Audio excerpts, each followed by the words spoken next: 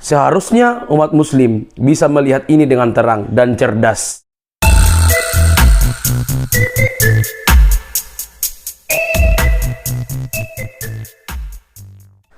Menggelegar dan benar-benar menunjukkan ketegasan. Itulah yang tampil dari seorang apologetik Kristen yang ketika ditanya seorang mualaf yang katanya pernah menjadi Kristen dan berpengaruh dalam kekristenan, yang pernah studi sampai luar negeri.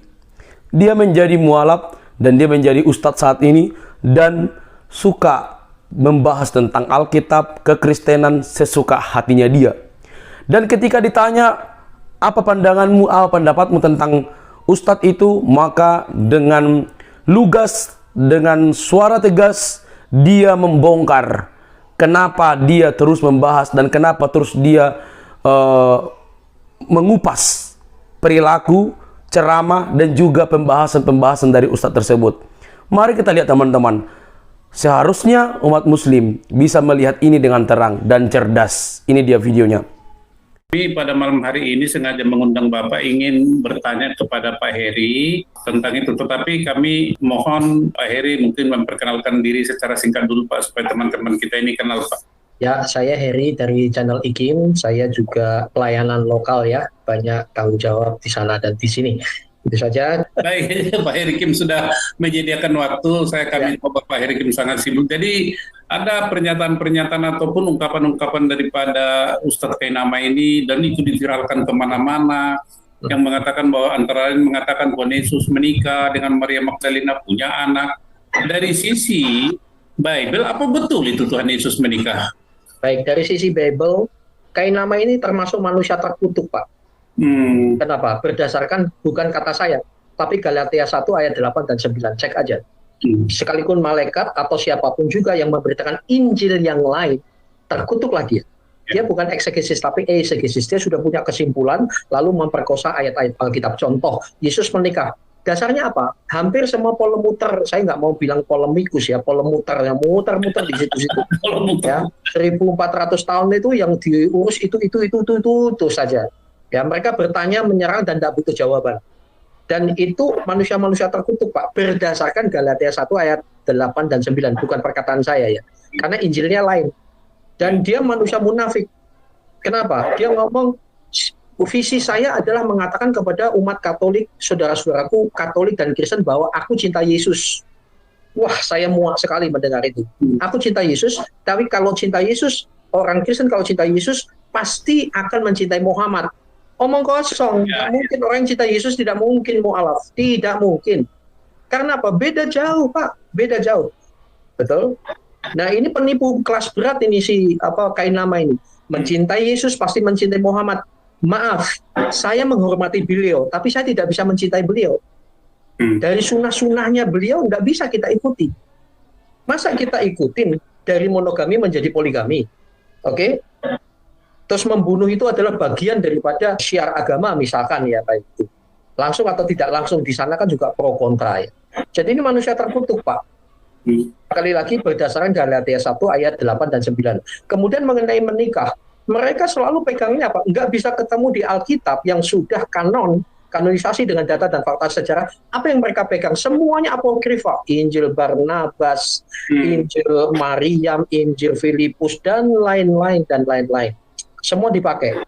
Dan dia itu pemerkosa akar katanya, original teksnya. Contoh, itu dia ngomong kepada wanita ini, itu bahasa aslinya adalah gune. Gune itu bukan hanya wanita, tapi juga istri. Nah ini dia. Padahal bahasa Ibrani, Yunani terutama, satu kata bisa memiliki arti tergantung teks and konteksnya. Dia memperkosa semaunya otaknya dia. Kenapa? Dia maksa bahwa dia harus menikah, dia harus menikah. Nah, so itu ada seorang ibu berjilbab, itu menarik sekali. Nah, kalau memang Yesus menikah, kalau Yesus dipaksakan itu Isa, mana dalilnya di Al-Quran atau di hadis bahwa Isa menikah? Kan gitu. Jadi ini pembohongan publik. Nah, sekarang kenapa ini kok dibiarkan? Inilah Indonesia, selamat datang di Indonesia. Dan dia mengatakan visinya adalah mau memberitakan kepada umat Katolik dan Kristen bahwa dia cinta Yesus, maka kalau cinta Yesus maka akan mencintai Muhammad. Ini pembohongan publik. Begitu.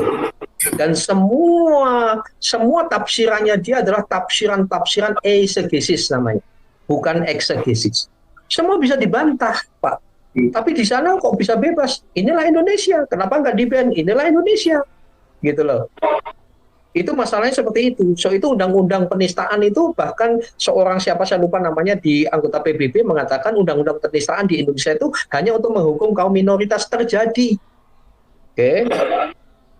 Nah, saat ini saya memberi salut ya.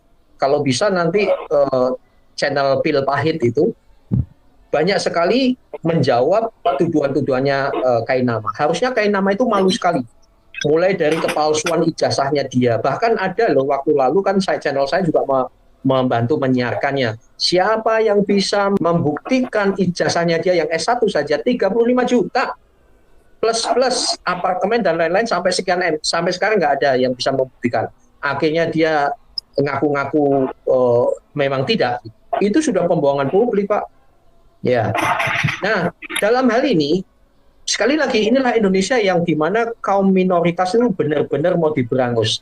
Tetapi yaitu kita ada Roh Kudus ya yang menolong. Sebetulnya Bareskrim dan lain-lain itu tidak perlu nunggu laporan kita kok. Tidak perlu. Agustan itu ngentutin Alkitab aja, nggak perlu dilaporkan, Pak. Nggak perlu delik aduan. Itu sudah membahayakan negara apapun alasannya. Kainama ini adalah racun bagi negara kita. Betul nggak, saudara? Ya. Ya. Kemudian terakhir dari saya adalah berapa bulan yang lalu saya kan mendirikan namanya PAI, Pak, Pemuritan Apologetika Indonesia. Saya sempat dan melihat sepak terjangnya Kainama dan yang ini baru salah satu loh, Pak. Kainama itu baru salah satu kecil aja. Masih banyak, salah banyak-banyak. Yang lebih gila-gilaan lagi. Nah, Kainama juga pernah mengatakan kenapa dia membahas Biblos. Karena terjadi pro kontra di Alkitab dan lain sebagainya. Pro kontra bagaimana? Gitu ya. Jadi ini sebuah framing-framing yang memang dibiarkan, Pak. Itulah di sana. Dan Kainama ini kayaknya memang kayak dipelihara, Pak. Pelihara. Cuma di sini, sisi lain saudara-saudara, kita nggak perlu kecil hati. Kalau di Kristen, Pak, ya katakan ya, tidak katakan tidak. Di luar itu datangnya dari si jahat. Nggak ada, kami nggak boleh bohong kecuali kepada istri. Kecuali dalam mendamaikan, nggak ada. Tapi di sana bohong itu kayaknya laku. Faktanya, betul nggak? Kainama itu harusnya nggak laku. Kalau di Kristen sekali bohong, Pak, nggak perlu sinode turun, nggak perlu SP 1, 2, 3. Begitu bohong, jemaat itu udah tahu. Nggak laku, Pak. Karena itu datangnya dari iblis. Tapi herannya dia laku terus tuh. Masih diundang sana sini, masih ngoceh terus. Dan dalam hal ini pemerintah harusnya nggak perlu nunggu delik aduan. Ini sudah harusnya diciduk. Betul nggak? Harusnya. Jadi seperti itu, tapi pesan saya kepada para apologis sekalian, ada Tanpa Ragi dan lain-lain ya, yang para channel-channel apologis terutama ya. Dulu saya mengatakan sekitar 3 bulan, 4 bulan yang lalu saya mengatakan tugas apologetika Indonesia itu berat karena serangan masif dan gila-gilaan. Setelah saya renungkan dan saya mengatakan penerawangan di bawah pohon tomat, Pak. Justru saya berpikir terbalik. Tugas apologetika sekarang lebih mudah, Pak. Kenapa? Orang bodoh mengumbar-ngumbar kebodohannya. Kitab Amsal. Mereka menyerang dengan Alkitab, semakin menyerang Alkitab, kita dapat bahan, Pak. Oh, ini salah, kayak tadi saya live. Oh, lihat itu, Ayub 31 ayat 10. Istriku menggiling orang lain. Kayak gitu. Terus Amsal 7 ayat 17 atau apa, mari muaskan dibirahi. Mereka serang itu. Mereka manusia-manusia Bani Kopas ya. Nah, kita tinggal jawab aja, ini salah, cuma gitu aja. Dan itu perlu kesabaran, men. Jadi tugas apologetika sekarang sebetulnya lebih mudah. Mereka sedang mengumbar-ngumbar kebodohannya. Kenapa? Bukan ranahnya mengupas Alkitab. Ahli kitab itu kami. Oke ya. Dan selalu, Pak, selalu lihat aja. Mereka menyerang dengan mengutip Alkitab selalu 1, 2, atau maksimal 4. Itu pun tidak sesuai dengan teks and konteksnya selalu. Tapi mereka yakin betul, bahkan memperkosa artinya. Contohnya Kainama ini. Oh gila, Pak, bukan hanya itu aja, bukan hanya kawin. Ada videonya yang mengatakan, astagfirullah, Yesus itu hasil hubungan Maria dengan Roh Kudus. Lah kok kayak Hercules? mamanya dengan dewa Zeus atau dewa siapa itu. Bahkan hasil perselingkuhan dengan tentara Romawi, mama itu sudah penistaan dan itu hujat. Hujat adalah fitnah tanpa bukti.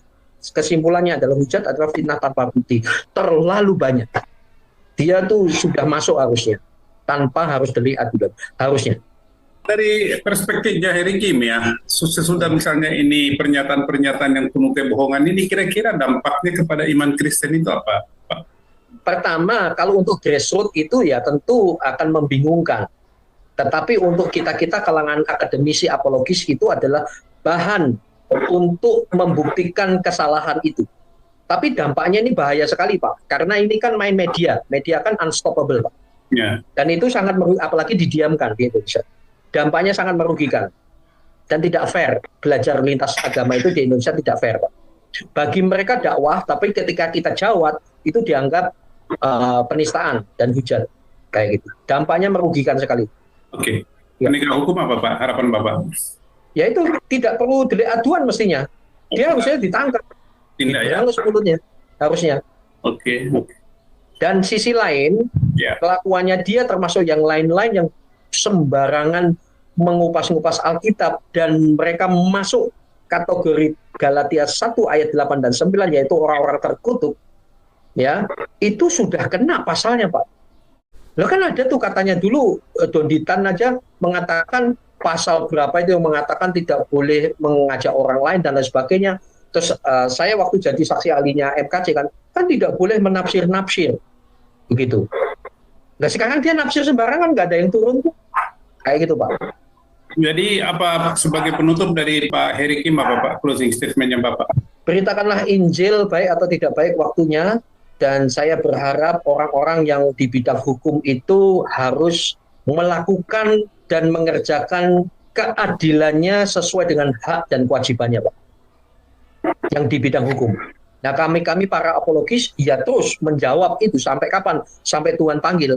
Itu memang tugas apologetika. Tetapi bagi yang ada di ranah hukum, terutama Kristen, tapi juga tidak harus Kristen, siapapun juga kalau melihat ketidakadilan, itu harus tegakkan kasih. Kalau seandainya ada pihak hukum Kristen atau non-Kristen yang melaporkan Kainama, itu bukan balas dendam, tapi justru 1 Korintus 13 ayat 6, kasih itu tidak bersukacita di atas ketidakadilan.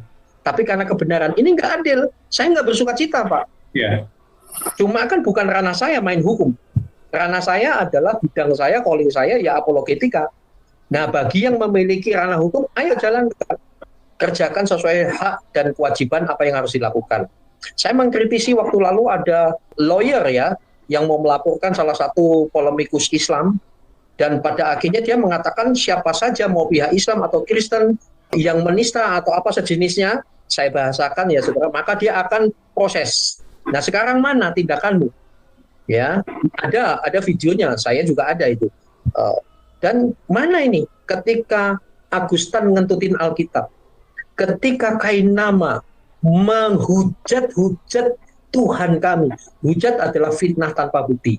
Wassalamualaikum warahmatullahi wabarakatuh. Om Swastiastu, Namo Buddhaya, Shalom. Bagaimana teman-teman menanggapi apa yang disampaikan oleh Pastor Heri Kim ini, teman-teman? Saya percaya teman-teman sepakat, dan pastinya umat muslim boleh melihat ini sebagai suatu studi untuk meneliti apa yang disampaikan oleh Ustadz Gurunda atau si Tuan Guru yang sering dipanggil oleh Aristo ini, teman-teman. Bukan kebencian yang disampaikan oleh apologetik ini, bahkan bukan juga ujaran sesuatu hal yang tidak senang. Tetapi yang disayangkan adalah ketika ada banyak orang Kristen yang meluruskan cara berpikir, bahkan tafsiran-tafsiran liar dari seorang Ustadz Ahmad Kainama, mengapa Anda masih tetap mempercayainya? Sebenarnya mudah sekali kita untuk men-cross-check itu di zaman ini, teman-teman. Tetapi kalian selalu mengagungkan, bahkan mendamba-dambakan Ustadz Ahmad Kainama. Maka timbullah apa yang disebut oleh apologetik ini. Apa yang disampaikan itu benar adanya. Apologetik Kristen sudah menyampaikan dengan lugas, sudah membahas, sudah meluruskan, sudah menyatakan dengan lembut. Tetapi yang ada adalah seolah-olah dia yang paling tahu, maksudnya Ustadz Kainama tersebut. Apakah orang Kristen benci sama dia? Tidak. urusan mualaf, murtad itu urusan pribadi. Tetapi kalau sudah menjadi mualaf, tidak diperbolehkan untuk membahas tentang Alkitab. Coba buktikan, coba lihat di mana Ustadz Ahmad Kainama pernah menceramahkan atau lebih sering menceramahkan Al-Quran dan hadis dan soal Nabi Muhammad SAW. Buktikan itu kalau memang ada. Di mana dia paling sering? Bukankah dia sering membahas tentang kekristenan dengan tafsiran-tafsiran yang begitu liar, dengan seenak kepalanya dia, dengan licin bibirnya, dan merasa dia paling tahu semuanya? Bahkan sudah dibuktikan dari sejak dahulu masalah ijazahnya dan studinya itu semua bohong, tapi teman-teman masih percaya dengan dia. Lalu ketika kita bahas, maka Anda akan menuduh kita menista, bahkan dilaporkan. Di mana akal sehat kita, teman-teman? Urusan mualaf urusannya dia, tapi urusan bagaimana meluruskan itu menjadi urusan kita. Karena yang dia tafsirkan, yang dia bahas, yang dia ceramahkan bukan Islam, bukan Al-Quran, bukan hadis, tetapi tentang kekristenan. Bahkan tuduh-tuduhannya yang menggila soal Yesus yang menikah dan punya istri, dan pernah dia berkata bahwa Roh Kudus bersetubuh begitu dengan Maria. Apakah ini bukan sebuah penistaan? Apakah ini sebuah ceramah? Apakah ini dakwah? Bagi Anda mungkin dakwah, tapi bagi agama yang berbeda dengan Anda itu sebuah penistaan.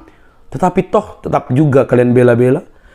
Artinya kami pengen sebenarnya mendamai, kami luruskan, dan Anda juga boleh cross-check. Dan ini momen di mana umat muslim boleh melihat dan meng-cross-check benar apa yang dikatakan oleh apologetik Kristen tersebut. Kalau dalam kekristenan sekali berbohong dan itu ketahuan, mungkin sudah dikeluarkan dari sinode atau dari gereja. Karena hak paten kalau seseorang berbohong dan ketahuan, apalagi masalah ijazah, masalah pengajaran dan semuanya, itu tidak bisa ditoleransi, teman-teman. Karena itu seorang contoh bagi jemaat, bagi umat. Nah, teman-teman boleh berpikir jernih lah. Maka saya akan mengutip satu ayat Alkitab yang sangat familiar, dan itu betul-betul terjadi. Dan itu betul-betul pasti bagi setiap orang yang suka dusta. Yohanes 8 ayat 44. Bapa dari segala pendusta itu adalah iblis, karena sejak semula dia adalah pendusta. Ustadz Ahmad Kainama, dia sering menipu dengan ceramahnya. Omongannya yang berlendir, omongannya yang berbisa, itu bisa meracuni banyak orang. Tujuan kita umat Kristen, apologetik Kristen, untuk meluruskan cara pandang dia yang keliru. Izinkan kami terus untuk meluruskannya, tanpa baper. Anda yang memulai dengan menceramahkan Alkitab dan Yesus Kristus dan lain sebagainya, maka izinkan juga kami untuk mengupas tentang Islam dan sebagainya, sebagai wujud keadilan bahwa kita bisa saling terbuka, cek and recheck berita, dan semoga kalian cerdas. Kita semua diberi hak untuk memberikan jawab. Karena itu, berbanggalah menjadi murid Kristus. Semangat apologetik Kristen. Sampai di sini video saya. Jangan lupa untuk mendukung dengan cara subscribe, like, komen, dan share. Sampai ketemu di video selanjutnya. Bye-bye.